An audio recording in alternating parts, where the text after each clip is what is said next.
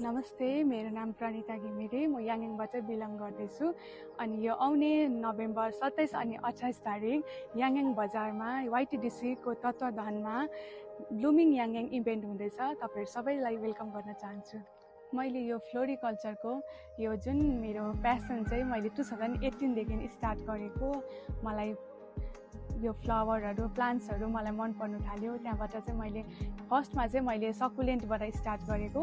Succulent क्याक्टसहरू गर्न थालेँ। अनि त्यहाँदेखि पश्चात चाहिँ मैले फ्लावरिङ पनि सिजनल फ्लावरहरू पनि गर्न थालेँ। त्यहाँदेखि त्यसपश्चात अहिले चाहिँ मैले इन्डोर प्लान्टहरू पनि गर्दैछु, जस्तो मोन्स्टेराहरू भयो, अनि स्नेक प्लान्टको भेराइटीहरू त्यस्तोहरू पनि मैले कलेक्सनहरू गर्न थालेको छु। अन्त जुन यो 27 अनि 28 नोभेम्बरमा जुन ब्लुमिङ याङयाङ हुँदैछ त्यो दिन चाहिँ म यो फ्लावर्सहरूलाई त्यो दिन एक्जिबिसनमा डिस्प्ले पनि गर्नेछु, अन्त सेल पनि गर्नेछु।